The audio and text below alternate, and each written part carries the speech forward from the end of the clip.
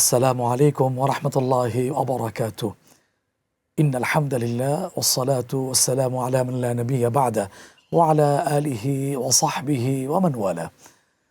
সুপ্রিয় দর্শকবৃন্দ, সুস্বাগতম গ্রিন টিভি পরিবেশিত ড্রিমওয়ে হোল্ডিংস লিমিটেড নিবেদিত আলোর পথ অনুষ্ঠানে সঙ্গে আছি আমি মোহাম্মদ মুস্তফা জামান। আজ আমাদের বিষয় হচ্ছে দুর্নীতি মুক্ত সমাজ গঠনে ইসলামের ভূমিকা। আমরা জানি ইসলাম সর্বদা সততা, ন্যায় এবং দায়িত্ব পরায়ণতার শিক্ষা দিয়ে আসছে। আমরা দেখব আজকের ইসলামী মূল্যবোধ এই ক্ষেত্রে কি ভূমিকা পালন করে থাকে। এই বিষয়ে গুরুত্বপূর্ণ আলোচনা আমাদের সাথে শেয়ার করার জন্য আমরা আমন্ত্রণ জানিয়েছি বাংলাদেশের একজন প্রখ্যাত আলেম দ্বীন, লেখক, চিন্তাবিদ, গবেষক এবং প্রিন্সিপাল শেখুল হাদিস জামিয়া ইসলামিয়া শামসুল উলুম ঢাকা। আরও আছেন মোহতারাম মুফতি মাসুম আহমদ কাসেমি, চেয়ারম্যান আলোর ছটা ফাউন্ডেশন।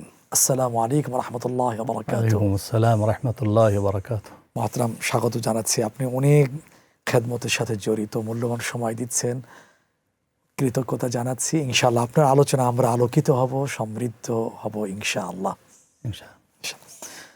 প্রিয় দর্শক, আপনাদের প্রতি আমাদের সবিনয় অনুরোধ, আমরা শুরু থেকে শেষ পর্যন্ত আলোচনায় যুক্ত থাকব আমলের নিয়তে ইনশাআল্লাহ।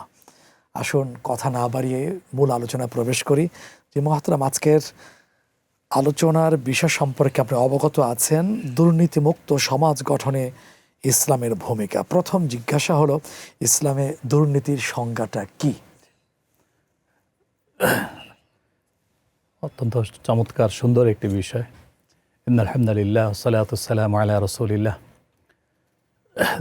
আল্লাহ রাব্বুল আলামিন যে আমাদেরকে সৃষ্টি করেছেন, এত সুন্দর একটা ধরা আমাদেরকে দান করেছেন, এটার একটা সিস্টেম, একটা ব্যবস্থাপনা, একটা পরিচালনা পদ্ধতিও তিনি নির্ধারণ করেছেন যে আমরা এখানে একসাথে বসবাস করব। মানুষ হাজারো লাখো কোটি মানুষ একসাথে আমরা বসবাস করব। অন্যান্য প্রাণী যত আল্লাহর সৃষ্টি আছে তারাও বসবাস করবে। একসাথে আমাদেরকে থাকতে হবে। আমরা একে অপরের প্রয়োজন পূরণ করব, আমরা একে অপরের সহযোগী হব এবং একসাথে মিলেমিশে সুন্দরভাবে জীবনযাপন করব। এই জন্য আল্লাহ রাব্বুল আলামিন কিছু ব্যবস্থাপনা রেখেছেন।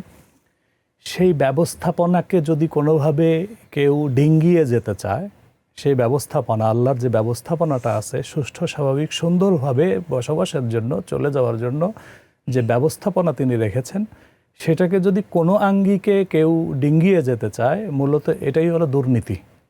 অর্থাৎ যেই নীতি আল্লাহ ঠিক করে দিয়েছেন যে এই নীতিতে তোমরা দুনিয়াতে চলবে, স্রষ্টা তার সৃষ্টির জন্য যে নীতি নির্ধারণ করে দিয়েছেন, সেই নীতির বাহিরে যাওয়াই হলো দুর্নীতি মূলত। সেই দুর্নীতিটা সমাজে প্রকাশ পায় কিভাবে? সমাজে প্রকাশ পাওয়ার কতগুলি স্থান আছে সুনির্দিষ্ট। কখনো সেই দুর্নীতিটা জোর প্রভাবের মাধ্যমে প্রকাশ পায়, যে একটা শ্রেণী আর একটা শ্রেণীর উপরে প্রভাবশালী হয়ে ওঠে এবং অবাঞ্ছিত, অযাচিত, অপ্রত্যাশিত প্রভাব বিস্তার করে। আবার কখনো কখনো সেই দুর্নীতিটা মাল সম্পদ, ধন সম্পদ ইত্যাদির প্রশ্নে প্রকাশ পায়। একটা শ্রেণী অতি বেশি মাত্রায় লোভাতুর হয়ে ওঠে, সে তখন অন্যের সম্পদও সে গ্রাস করে নিজে মোটা তাজা হতে চায়, যেটাকে আমাদের বাংলাতে সহজে বোঝানোর জন্য আঙ্গুল ফুলে কলা গাছ বা বট গাছও বলা হয়। বলে এটাও আরেকটা প্রকাশ দুর্নীতির। দুর্নীতির আরও একটা প্রকাশের জায়গা হলো পদবি দখল করে, সম্মানের জায়গাগুলি দখল করে হলেও সেইখানে পৌঁছে যাওয়ার চেষ্টা করা, যদিও সে ওই পদের উপযুক্ত নয়। ওই পদের যিনি উপযুক্ত ছিলেন, ওই দায়িত্বের যিনি উপযুক্ত ছিলেন, তাকে তার দায়িত্ব না দিয়ে, তাকে তার চেয়ার না দিয়ে সেইখানে জোরপূর্বক সেইখানে দখল করে নেওয়া, অথবা টেকনিক্যালি কৌশল করে, চালাকি করে কোনো অবস্থাতে সেখানে পৌঁছে যাওয়া, এটাও একটা দুর্নীতি প্রকাশের জায়গা। এগুলি মোটামুটি বড় দাগে। এটা হলো জাতীয় পর্যায়ের। আবার পারিবারিক পর্যায়ে দুর্নীতি আছে, সামাজিক পর্যায়ে দুর্নীতি আছে। পারিবারিক পর্যায়ের দুর্নীতি আমরা জানি, বিষয়গুলি মোটামুটি একই রকম।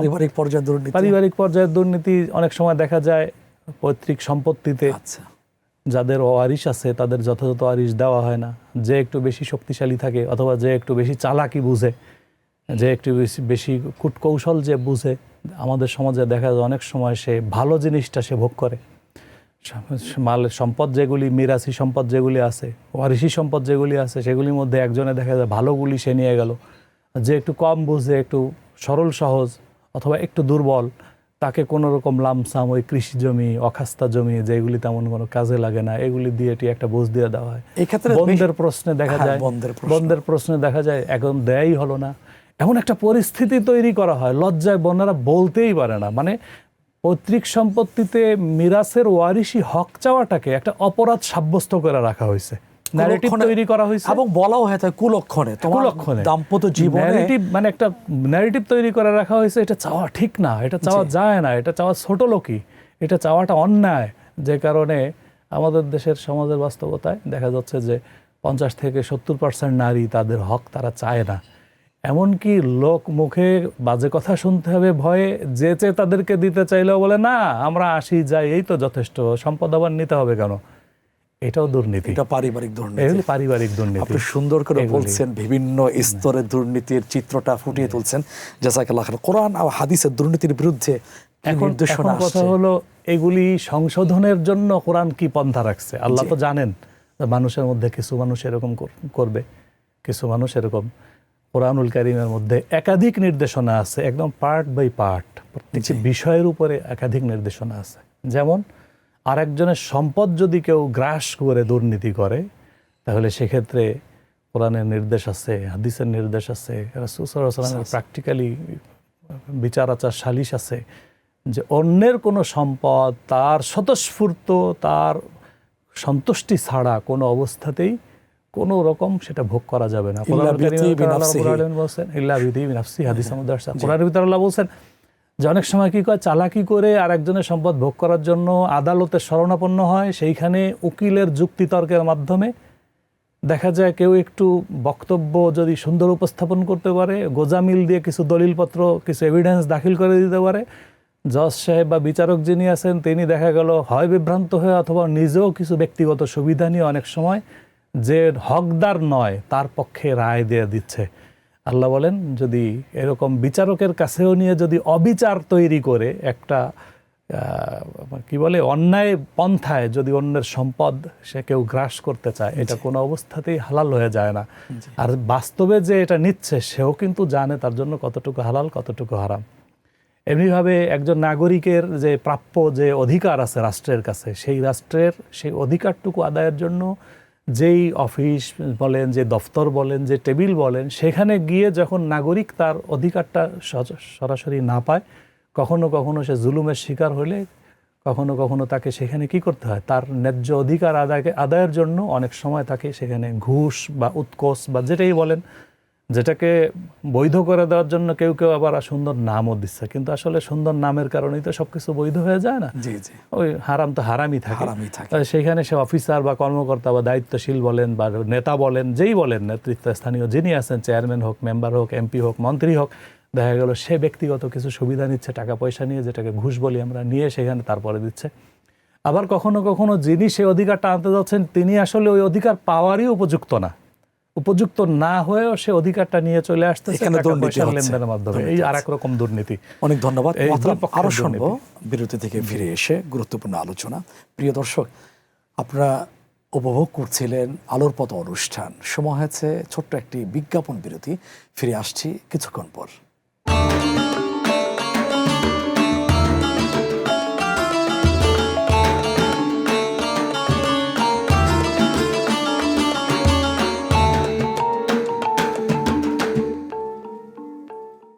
প্রিয় দর্শক, বিরতির পরে আরও একবার স্বাগত জানাচ্ছি আলোর পথ অনুষ্ঠানে। সঙ্গে আছি আমি মোহাম্মদ মুস্তফা জামান। আলোচনা উপস্থাপন করছেন মোহতারাম মুফতি মাসুম আহমদ কাসিমি হাফিজাহুল্লাহ তাআলা।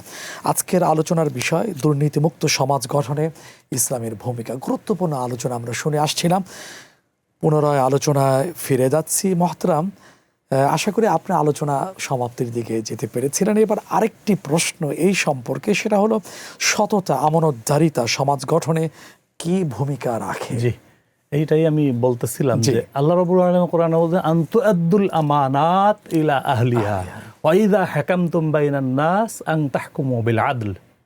এক শব্দে আল্লাহ পাক এই সবগুলির সমাধান বলে দিচ্ছেন, কিভাবে চলতে হবে, না চললে কি হবে ওটাও বলে দিচ্ছেন। আমানত যেটা আছে সে আমানতটা তার হকদারকে যথারীতি পৌঁছায় দিতে হবে।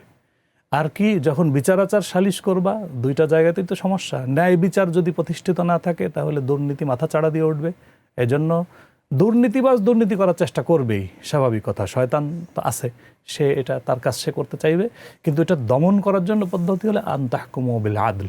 জি। যখন তোমার সামনে এইরকম কোনো বিষয় সামনে আসবে, ইনসাফের সাথে বিচার করবা, ন্যায় পরায়ণতার সাথে বিচার করতে হবে। তাহলে ন্যায় বিচার যখন প্রতিষ্ঠিত হয়ে যাবে তখন সমাজের অন্য সব জায়গা থেকে দুর্নীতি শেষ হয়ে যাবে। ইনশাআল্লাহ। তারপরেও কি যে ফাইনালি আমাদের সর্বশেষ যে বিচার আছে সেইখানে কেউ যদি কারোর কোনো হক নষ্ট করে, সেটা কথার হক হোক, সম্মানের হক হোক, টাকা পয়সার হক হোক, সম্পদের হক হোক, যে কোনো ধরনের যদি হুকুকুল ইবাদ যেটাকে বলে, যদি কেউ নষ্ট করে, তাহলে আল্লাহ কঠোর অবস্থান প্রকাশ করে দিয়েছেন যে ওই ব্যক্তি যতক্ষণ পর্যন্ত ক্ষমা না করবে, 1 টাকার হকও যদি সেটা হয়, ওই ব্যক্তি যতক্ষণ পর্যন্ত ক্ষমা না করবে আল্লাহ রাব্বুল আলামিন তাকে ক্ষমা করবেন না। তাহলে আখিরাতের জবাবদিহিতাই দুর্নীতি জবাবদিহিতার কমাতে সাথে পারে, বিরত রাখতে পারে। জি, অবশ্যই।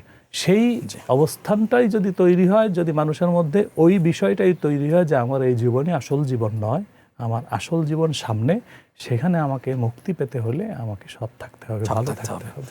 আপনি বিরতির আগে একটা চমৎকার কথা বলছিলেন যে এই যে অন্যায়ভাবে মানে দেওয়া আদান প্রদানের মধ্য দিয়ে দেখা যায় দুর্নীতির পথটাকে সুগম করে দেওয়া হয়, সেই ঘুষ বা রেশোয়া আরবিতে যেটাকে বলে, এই সম্পর্কে ইসলামের অবস্থানটা কি?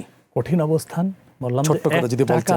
এক টাকার একটা কানাকড়ির হক যদি কারোর সে অন্যায়ভাবে গ্রহণ করে, গ্রাস করে, তাহলে এটার জন্য তাকে ময়দানে হাসরে আটকে যেতে হবে, তাকে আটকে যেতে হবে, এটা সে ছাড়া পাবে না। আল্লাহ রাব্বুল আলামিন অনেক বড় বড় গুনাহ হয়তো তিনি চাইলে মাফ করে দিবেন, তার হকের সাথে সংশ্লিষ্ট যেটা, অনেক ইবাদতের গুনাহ, হক আল্লাহর, সরাসরি হক, ইবাদতের হক আল্লাহর, অনেক গুনাহ হয়তো তিনি মাফ করে দিবেন। কিন্তু মানুষের, বান্দার হকের প্রশ্নে আল্লাহ বলছেন এটা আমি মাফ করবো না, হুকুকুল ইবাদের প্রশ্নে আমি মাফ করবো না। এই জন্য আল্লাহ রাসূল সাল্লাল্লাহু আলাইহি ওয়াসাল্লাম যখন দুনিয়াতে আসছেন, তখন যেই লোকটার একেবারে কেউ নাই, সমাজে তার উল্লেখযোগ্য কোনো দামও নাই, কিন্তু ন্যায় বিচারের প্রশ্নে দেখা যায় সেই ব্যক্তি বিজিত, সেই জয়ী হওয়ার কথা, আল্লাহ রাসূল তাকেই জয়ী করে দিচ্ছেন, এভাবে ইনসাফ প্রতিষ্ঠা করছেন। তার পক্ষে 2 জন লোকও নাই বলার মতো, কিন্তু দেখা গেছে সে আসল হকদার। রাসূল সাল্লাল্লাহু আলাইহি ওয়াসাল্লাম সমস্ত সমাজকে এক পাশে রেখে তার পক্ষে রায় দিয়ে দিচ্ছেন যে না, ন্যায় প্রতিষ্ঠা করেছেন। অসংখ্য ঘটনা নবী রাসূল, নবীজি এবং সাহাবাদের জীবনে আমরা জানতে পারি। এবার তাহলে আমরা একটু বড় বৃহৎ আকারে চলে যাচ্ছি, সেটা হলো ন্যায় বিচার প্রতিষ্ঠা ইসলামের মূলনীতিটা কি?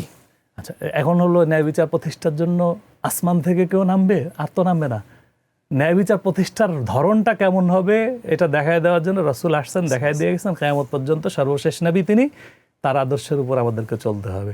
এখন সেই ন্যায় বিচার প্রতিষ্ঠার প্রশ্নে সামাজিক দায়বদ্ধতা, সামাজিক, আমি একজন সমাজের সদস্য হিসাবে, এরকম প্রত্যেকেই সমাজের সদস্য হিসাবে তার জায়গা থেকে তার দায়বদ্ধতা আছে।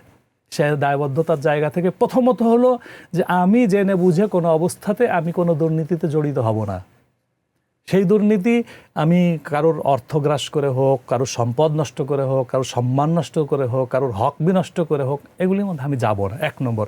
2 নম্বর কথা হলো যেইখানে উপযুক্ত লোককে না পাঠালে সে দুর্নীতি করতে পারে, দুর্নীতিকে প্রশ্রয় দিতে পারে, আমার যদি কোনো ভূমিকা সেইখানে রাখার মতো থাকে তাহলে আমাকে সেখানে ভূমিকা রাখতে হবে।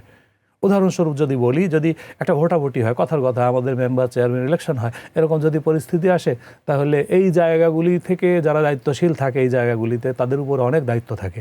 একটা সমাজের চেহারা তারা পরিবর্তন করে দিতে পারে, চোর বানায় দিতে পারে, ভালো বানায় দিতে পারে। আমি সেইখানে এমন লোককে আমি চয়ন করব না, এমন লোকের পক্ষে আমি বলবো না, এমন লোককে আমি কোনো অবস্থাতেই সমর্থন দেব না, যাকে সমর্থন দিলে, যার কথা বললে সে ওই জায়গাটাতে বসে দুর্নীতিগ্রস্ত সে নিজেও হতে পারে, সমাজের মধ্যেকার যখন উপরে নেতৃত্বে যখন দুর্নীতির রোগ চলে আসবে, এটা আস্তে আস্তে ভাইরাসের মতো আস্তে আস্তে ছড়াইতে থাকবে অন্যদের মধ্যে। যখন মানুষ জানবে যে উনি নিজেই দুর্নীতিবাজ, তো অন্যরাও যার যার মতো করে সুবিধা খুঁজে নেবে। তাহলে এটা দমনে বা ন্যায় বিচার প্রতিষ্ঠায় আসলে দায়িত্ব কিন্তু সবাই মিলেই সমাজটাকে সুন্দর করার চেষ্টা করতে হবে। দায়িত্বশীল জায়গাতে সর্বোচ্চ আমানতদার ব্যক্তি ছাড়া, সৎ ব্যক্তি ছাড়া, সর্বোচ্চ ভালো মানুষটা ছাড়া সেইখানে যেন না যায় সেই চেষ্টা সবাইকে করতে হবে। সেখানে যদি কখনো আমার দল, কখনো আমার পছন্দ, কখনো আমার পরিবার ইত্যাদির বিপক্ষেও যদি আমাকে যেতে হয়, হকের প্রশ্নে যদি আমার পরিবারের, এমনকি যদি আমার বাবার বিরুদ্ধেও আমাকে দাঁড়াইতে হয়, সত্য প্রতিষ্ঠাতে হকের প্রশ্নে যদি আমাকে আমার অতি আপনজন, অতি ঘনিষ্ঠজনের বিরুদ্ধেও যেতে হয়, কোনো দ্বিধা করা যাবে না। কেন? কোরআনে তো সেই কথা আসছে, ওয়ালা ওয়ালা আনফুসিকুম আবিল ওয়ালিদাইন ওয়াল আকরাবিন। যদি তুমি নিজেও ক্ষতিগ্রস্ত হও, নিজের সন্তানাদি ক্ষতিগ্রস্ত হয়, কিন্তু তারপরেও তোমাকে সত্যের পক্ষে কি করতে হবে? নেতৃত্বের ক্ষেত্রে আপনি কি বলবেন? নেতৃত্বের সততা কেন ইসলামের কাছে গুরুত্বপূর্ণ? শামসুল হক ফরিদপুরি রহমতুল্লাহ একজন বিদগ্ধ আলেম দ্বীন ছিলেন বাংলাদেশের। ওনার এক লেখনীতে লিখছে যে মাছের পচন ধরে মাথায়, জাতির পচন ধরে নেতৃত্বে। বহুত মূল্যবান কথা। একটা জাতির পচন ধরে মূলত নেতৃত্বে যদি পচন ধরে যায় ওই জাতি শেষ। তাহলে মূল জায়গাটা তো নেতৃত্বের জায়গা। সেইখানে যদি অসৎ লোক যায়, সেইখানে যদি দুর্নীতিবাজ লোক যায়, সেইখানে যদি আমানতদারি নাই এমন কোনো লোক যায়, তাহলে ওই সমাজ নষ্ট হতে খুব বেশি সময় লাগবে না। এজন্য আমাদেরকে সচেতন, সজাগ থাকতে হবে। এটাই হলো ইসলামের শিক্ষা, এবং এই শিক্ষা দিয়েই মূলত ইসলাম জগতে একটা পরিবর্তন এনেছিল। আর এখন দুর্নীতির বিরুদ্ধে যে অবস্থানগুলি নেওয়া হয়, এই অবস্থান থাকবে না এটা আমি বলতেছি না, কিন্তু এটা খুব সাময়িক, ঠুনকো। মানুষের মধ্যে যদি তাকওয়া আর ক্ষুধাভীতি ঢুকানো না যায়, তাহলে এই সাধারণ পুলিশিং যেটাকে বলে, অর্থাৎ পুলিশি ব্যবস্থা বা দুর্নীতি দমন কমিশন একটু দৌড়ের উপরে রাখলো, জেল জুলুম হলো, ওই শাস্তি হলো, এর দ্বারা কি হবে, যেটুকু দেখা যায় ওইটুকু হালকা পাতলা একটা মলম দেওয়ার মতো যাকে বলে। কিন্তু যদি দুর্নীতি একেবারে মূল থেকে উঠায় ফেলতে হয়, তাহলে সমাজের সব জায়গাতে নেতৃত্বের শুরু থেকে নিয়ে একদম শেষ পর্যন্ত সেখানে সততা প্রতিষ্ঠা করে দেখাইতে হবে, যেটা মানুষকে অনুপ্রাণিত করবে সৎ পথে চলার জন্য। এবং মানুষের মধ্যে সে ক্ষুধা ভীতি তৈরি করতে হবে, পরকালীন ভীতি তৈরি করতে হবে, পরকালের প্রতি মহব্বত তৈরি করতে হবে। তাহলে সে প্রত্যেকটা মানুষ যখন নিজের থেকে বিরত থাকবে, সমাজ দুর্নীতিমুক্ত হবে। আপনি চমৎকার করে অল্প কথায় বলেছেন, জাযাকাল্লাহু খাইরান। প্রিয় দর্শক, খুবই গুরুত্বপূর্ণ একটা বিষয়, সেটা হলো দুর্নীতিমুক্ত সমাজ গঠনে ইসলামের ভূমিকা। আমরা যদি দুর্নীতিমুক্ত সমাজ যদি গঠন করতে চাই, মুহতারাম যেটা সুস্পষ্ট করেছেন, ইসলামের নির্দেশনা মানতেই হবে, এর কোনো বিকল্প নাই। সেজন্য ন্যায়, সততা, ন্যায় বিচার মানলে আমরা একটা সুন্দর উন্নত সমাজ গঠন করতে পারবো, দুর্নীতিমুক্ত সমাজ আমরা উপহার দিতে পারবো। আসুন না সেদিকে আমরা সচেষ্ট হই। আল্লাহ আমাদেরকে তৌফিক দান করুন, এই প্রত্যাশায় আজ এখানে শেষ করছি। জাযাকুমুল্লাহ খাইরান। আসসালামু আলাইকুম ওয়া রাহমাতুল্লাহি ওয়া বারাকাতুহু।